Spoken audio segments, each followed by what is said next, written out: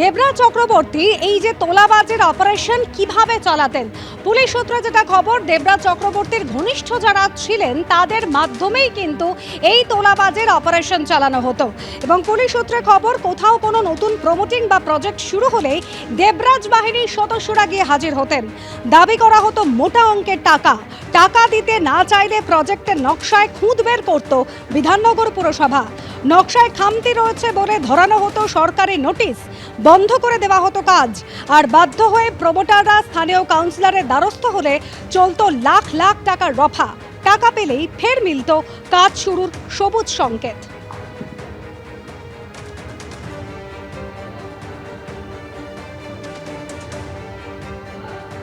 এরকম নোটিশ ফোটিশ অনেকই আসতো, এসে কাজ বন্ধ হতো, আবার কিছুদিন পরে সেগুলো চালু হয়ে যেত।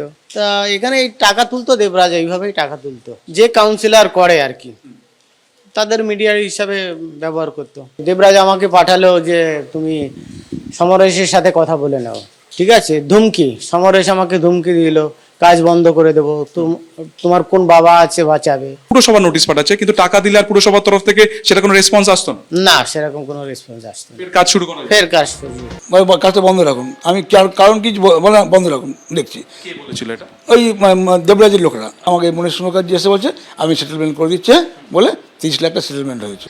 দেবরাজ চক্রবর্তীকে গ্রেফতার করা হয়েছে এবং তাকে জিজ্ঞাসাবাদের মাধ্যমে আরও কি কোনো প্রভাবশালীর খোঁজ পেতে পারেন তদন্তকারীরা।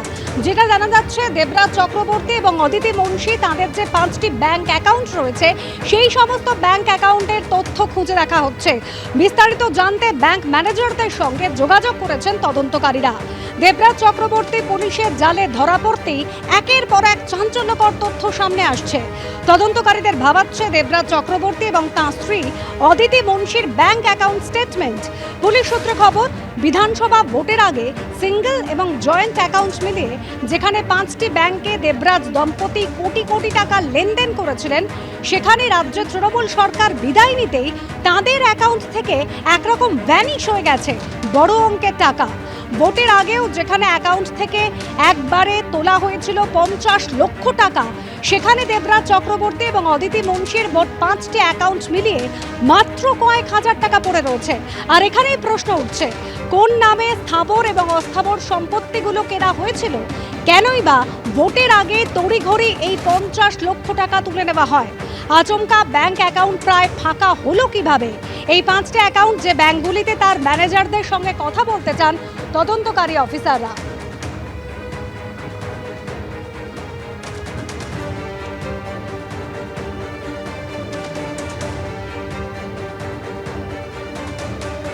ওই এলাকায় আমি আবার বললাম, বিএমসি প্ল্যান না টিএমসি প্ল্যান, একটা কমন জিনিস ছিল। টিএমসি প্ল্যানটা কি জিনিস? বছর 2-3 আগেও তাপস চ্যাটার্জির হাত থেকে সাইন করা প্ল্যানে কাজ হয়েছে, কিছু ব্যাংক ইনভলভমেন্ট আছে। সেই বিল্ডিং প্ল্যানটা আসল না, নকল বিল্ডিং প্ল্যান, তাদের ইনভলভমেন্ট আছে। এবার তাপস চ্যাটার্জি, দেবরাজ, এই সিন্ডিকেটগুলো চলতো, সাথে বিএমসির কিছু ইঞ্জিনিয়ার ছিল, তারা ইনভলভ ছিল। এই সিন্ডিকেট ক্রাইমের মধ্যে সবাই আসছে। প্রাক্তন তৃণমূল কংগ্রেস বিধায়ক তাপস চট্টোপাধ্যায় তিনি বলছেন, বিল্ডিং প্ল্যান করার দায়িত্ব তাঁর ছিল না। যদি এই কাজ হয়ে থাকে তা অত্যন্ত অনৈতিক। বিল্ডিং প্ল্যান এইসব দেখার দায়িত্ব আমার ছিল না। কয়েক বছর ধরে তুলাবাজি প্রমোটাররা অতিষ্ঠ হয়ে গেছিল, পোর্শনটার দিকে আমি কখনো ব্যাপারটাকে রাখতাম না। যদি হয়ে থাকে এটা তো আমি বলবো অত্যন্ত অনৈতিক, অত্যন্ত অন্যায়। না জেনে বলবো না, আইন তার নিজের গতিতেই থাকবে। না, এরমভাবে আমরা সাধারণভাবে এরকম বোধও হয়নি, কালচারও নেই। যদি এই ঘটনাগুলো যদি হয়, নিশ্চয়ই মাথা তো হেড হয়, দেখতেও খারাপ লাগে। তোলাবাজি, হুমকি থেকে বেআইনিভাবে জমি দখল, একের পর এক অভিযোগ কিন্তু এই দেবরাজ চক্রবর্তীর বিরুদ্ধে। আর এই দেবরাজ চক্রবর্তীকে গ্রেফতার করার পর জিজ্ঞাসাবাদ করা হচ্ছে এবং সেক্ষেত্রে আরও কোনো তৃণমূল হেভিওয়েট তার পিছনে রয়েছেন কিনা সেই প্রশ্নের উত্তরই কিন্তু খোঁজার চেষ্টা করছেন অফিসাররা। দেবরাজ চক্রবর্তী এবং অদিতি মুন্সির যে 5টি ব্যাংক অ্যাকাউন্ট, এই সমস্ত অ্যাকাউন্টের লেনদেনও কিন্তু পুলিশের নজরে রয়েছে।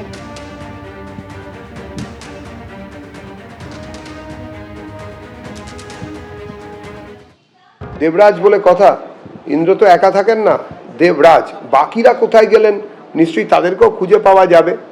তবে শচী দেবী এখন কি বলছেন সেটাও আমরা জানতে আগ্রহী। আপনারা যদি জানতে পারেন তাহলে সেটাও আমাদের জানান। তোলাবাজি মামলা তদন্ত যেমন এসআইটি করবে বলেই জানা গিয়েছিল, তার সঙ্গে সঙ্গে অন্য মামলাগুলোরও তদন্ত এসআইটি করবে। সেই ক্ষেত্রে এসআইটির অফিসারদের সংখ্যাও বাড়ানো হতে পারে পরবর্তীকালে যদি প্রয়োজন হয়। দেবরাজ চক্রবর্তীর বিরুদ্ধে তোলাবাজি ছাড়াও যে একাধিক অভিযোগ হয়েছে, সেই পরিপ্রেক্ষিতে বেশ কয়েকজন তার ঘনিষ্ঠ তাদেরকেও তলব করা হয়েছিল থানায়।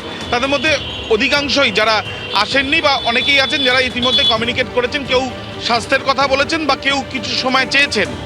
কিন্তু যে অভিযোগগুলো উঠেছিল যে সেখানে আর্থিক প্রতারণার অভিযোগ রয়েছে, তো এই ক্ষেত্রে তদন্ত করতে গেলে যে সিস্টেম মেনটেন করে পুলিশ আধিকারিকদের করতে হবে, তো সেই জন্য আলাদাভাবে এই সমস্ত অভিযোগগুলোকে কম্বাইন করে তারা কিন্তু এই অভিযোগ তদন্ত করতে চান, এমনটাই পুলিশ সূত্র থেকে জানা যাচ্ছে। ধন্যবাদ আবির।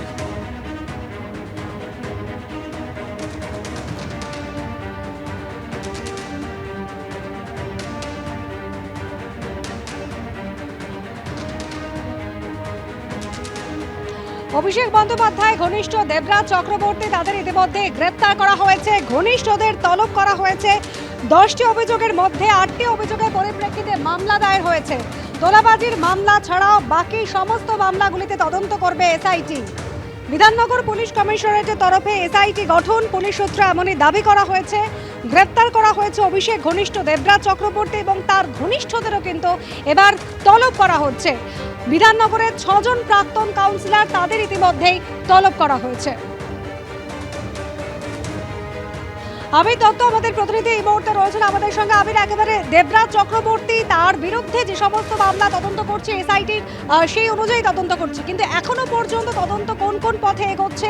যারা ঘনিষ্ঠ দেবরাজের তাদেরও কিন্তু তলব করা হচ্ছে।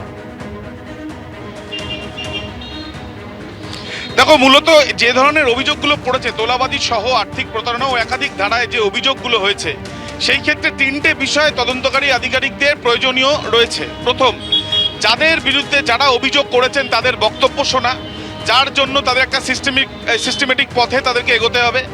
দ্বিতীয়ত, যেটা জানা যাচ্ছে যে দেবরাজ চক্রবর্তীর বিরুদ্ধে যে অভিযোগগুলো যে সময় এবং যেই সব জায়গা থেকে তার বিরুদ্ধে এই অভিযোগগুলো উঠছে, সেই ক্ষেত্রে তার ভূমিকাগুলো কী ছিল সেটা তার যারা ক্লোজেস্ট তাদের মাধ্যমে তারা জানতে চান। এবং তৃতীয়ত হচ্ছে ব্যাংক সংক্রান্ত তথ্য। তার কারণ হচ্ছে তোলাবাজি এবং আর্থিক প্রতারণা যেহেতু অভিযোগগুলো উঠছে, তো সেই ক্ষেত্রে একাধিক কিন্তু ব্যাংক ট্রানজাকশন বা আর্থিক লেনদেনটা কি হয়েছে সেটা নিশ্চিতভাবে জানার জন্য তাদের তরফ থেকে সেটা করতে হবে। অর্থাৎ তুমি বুঝতে পারছো একটা লম্বা প্রসেসের জায়গা আছে এবং সেই ক্ষেত্রে একটি টিম ওয়াইজ তৈরি করে এসআইটি তৈরি করে তারা কিন্তু এই ইনভেস্টিগেশন বা এই তদন্ত করতে চান। তার কারণ আরও বেশি স্পষ্ট করে বলতে গেলে তার যারা ঘনিষ্ঠদের ডাকা হয়েছে তাদের অধিকাংশরাই প্রায় প্রত্যেকেই বলা যায় যে গড়হাজির ছিলেন। তো সেই ক্ষেত্রে যারা নিজেদের স্বাস্থ্যের কথা বলে চিঠি দিয়েছেন বা তারা পরবর্তী সময় আসবেন বা কিছু সময় চেয়েছেন, তো সেই ক্ষেত্রে তদন্ত এগিয়ে নিয়ে যাওয়ার জন্য ডেডিকেশনের দরকার আছে বা একটা জায়গায় নির্দিষ্টভাবে মনোযোগ দেওয়ার দরকার আছে। সেই ক্ষেত্রে স্পেশালাইজ টিম হলে সেই তদন্ত করতে সুবিধা হবে। যেমনটা তোমায় জানাচ্ছিলাম যে 10টা কমপ্লেনের মধ্যে 8টি ইতিমধ্যে রেজিস্টার্ড হয়েছে। সম্ভাবনা এটাও রয়েছে যে এই কমপ্লেনের সংখ্যা আরও বাড়তে পারে। তো যদি সেটা হয় বা যেটা ভার্বাল কমপ্লেনে এখনো পর্যন্ত রয়েছে সেটা যদি লিখিতভাবে জমা পড়ে, তো সেই ক্ষেত্রে সংখ্যাটা আরও বাড়তে পারে। সেই ক্ষেত্রে সম্পূর্ণটা কম্বাইন করে তদন্ত করতে সুবিধা হবে, এমনটাই পুলিশ সূত্রে জানা যাচ্ছে। এবিপি আনন্দ, এগিয়ে থাকে, এগিয়ে রাখে।